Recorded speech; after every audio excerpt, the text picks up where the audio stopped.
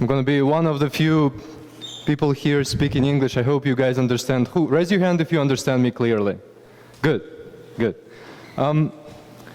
Being an entrepreneur, investor, and mentor, evaluating businesses is my daily regular routine.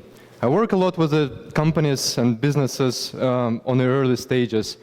In many ways, and many times, just the poor ideas.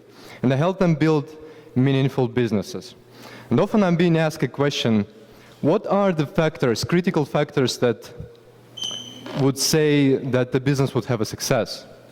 And of course we are looking into market, we are always of course looking on business model. But I think the most critical factor for business success, what the founders of this business can execute and fulfill their life purpose and life vision for those businesses. In my early college years, I've tried so many professions and so many businesses and actions. I worked in a computer store, I was selling meat, I was selling ravioli, I was selling cell phones, pagers, had my marketing agency, had my design agency, very weird set of things. And I always started those things with a great passion, but in many ways I was quickly losing the interest in those things. And it took me many years to actually grasp the idea of, if you have defined your life purpose, if you have defined your life vision, and if you can execute and fulfill it through your profession, through your hobbies, through your family, through your personal network, you will succeed for sure. And I hope a lot of you today are asking yourself, at that point of time, what kind of path you would like to choose, what kind of profession you would like to choose. And those of you who actually already chosen your profession, whether you picked the right one, whether you'll be able to find a job, whether you will be able to find a meaning in life. And I'll give you today several insights that helped me define my personal path. And this concept is quite simple. It's so simple actually that most of you will say today, we know about this all the time, and you will ignore it for the years, as I ignored it for many years before I found about that. But this concept is also so dramatically powerful that if you start applying that in your everyday life, your life will dramatically change in several months. So what is life vision or life purpose? I would say usually when we're saying that somebody has a strong life vision, we usually refer to someone who has a clear picture in their mind, what they're going to do, and what kind of lifestyle they're going to have at some points of time, right? Right now, even right now, our life can go in so many directions, right? We can try doing so many different things, hobbies, profession, we can choose whatever we want. But what do we choose? I would say that the fact is that the first 10 years of our life, our brain already have decided for you what it's gonna like and what its kind of preference for it. What kind of things it will be comfortable dealing with, and what kind of things it's not going to be comfortable dealing with. And it's not that easy to change your this kind of pattern. And you will never know whether you will like something, you will like doing something, or you will not like doing something, unless you try that, okay? If you would like to kind of take a look into your future, it's a good practice to actually take a look at your past. Try to recall when you were like 4, 5, 6, 7 years old, what do you like, what kind of passions you had, what kind of emotions you had, what did you like to do? And one of my biggest memories of my childhood is my favorite thing was I was breaking things apart, breaking toys apart, and from those little parts I was assembling new things. And I was pretending I was doing that on camera, actually teaching people how to do that. And guess what? 25 years old, 25 years later now, I'm an entrepreneur who is challenging old ideas and building new ideas, and actually teaching people how to create their own businesses. I think it kind of looks quite similar, right? So the way we spend our childhood in many ways predefines what we are going to do, right?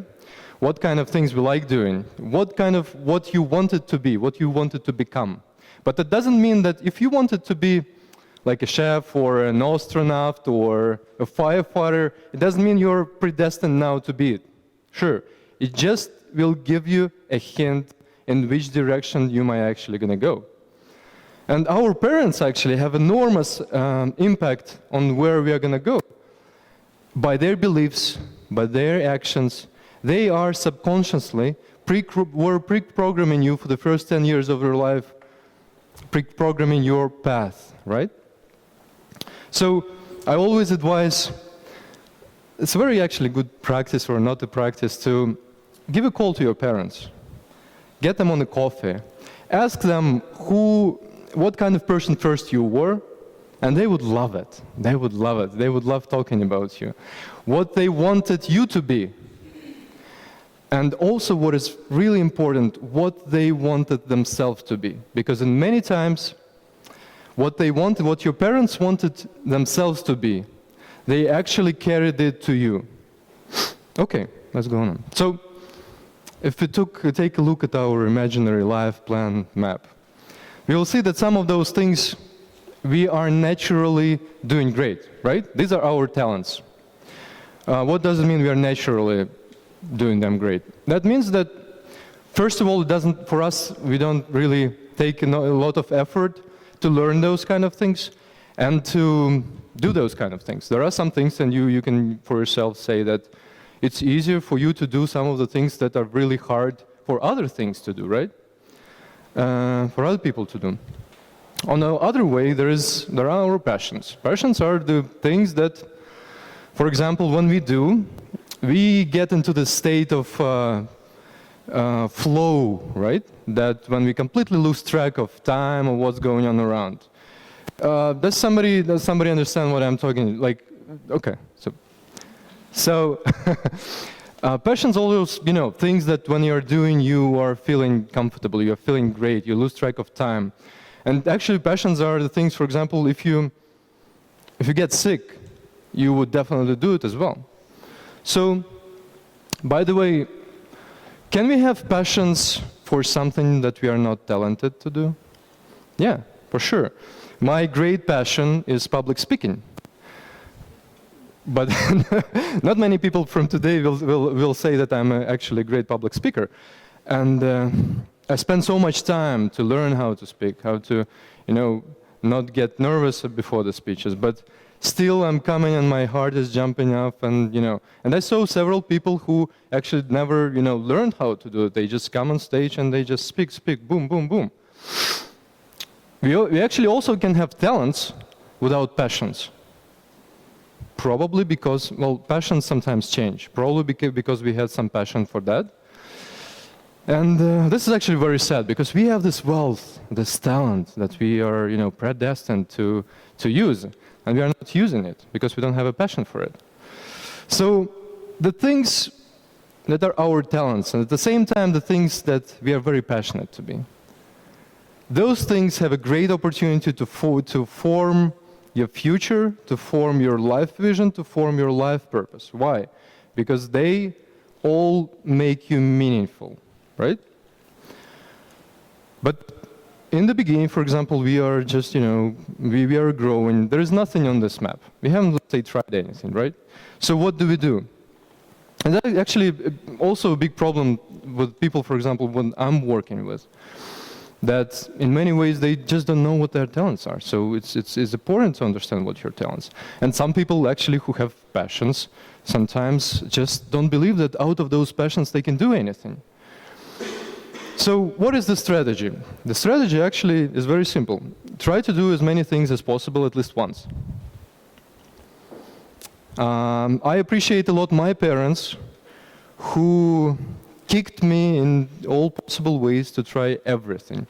In Russia, I'm coming from Russia, and in Russia we have those Dom Pionera, and I spent 7 years of my life living in this Dom Pionera.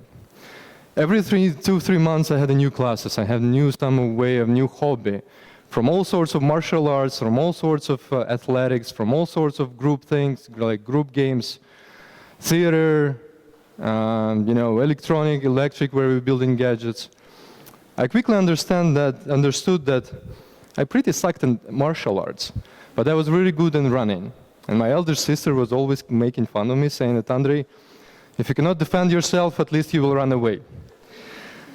So be open and be prepared to try many things, any things, at least once.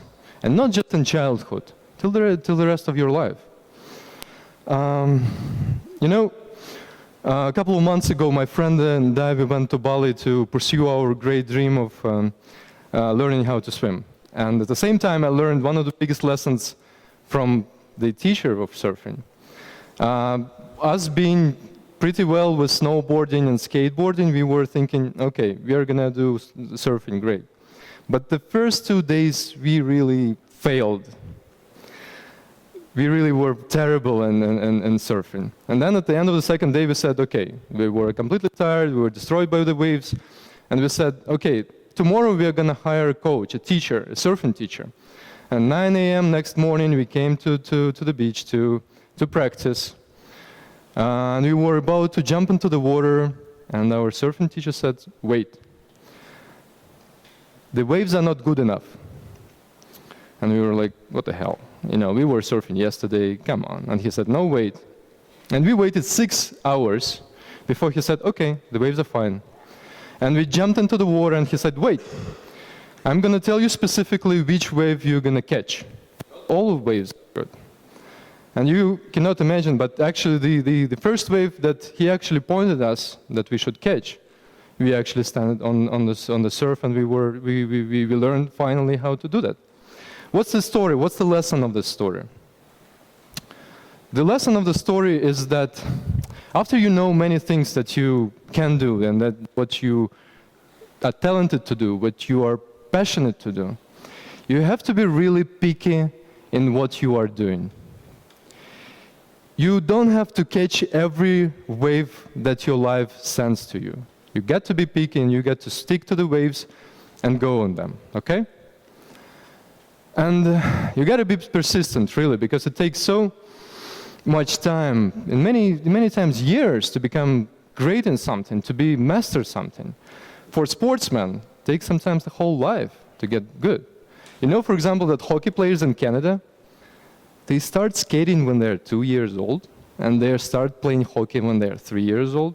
And when you are 4 years old and you never had played hockey, your hockey career is over. At 4 years old, that's it. It takes the whole lifetime sometimes. And you have to be persistent in whatever you choose, because imagine now Luka Modric will say, you know what, I'm signing off the football and I would like to play for Cibona. Or, Sister Zaninovic will say, you know what, we are not gonna do taekwondo, we'll play chess. I'm sure they will have a lot of news about that, but I bet they will never, get great results in that, okay? So you gotta be persistent in whatever you choose.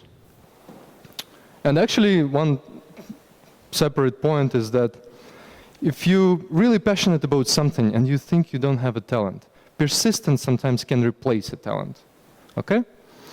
So sometimes, many times actually, people tell me, Andrey, having a life plan, having a life vision is so boring because it keeps you from being spontaneous. And I said, I don't believe this. I completely disagree with you. Why?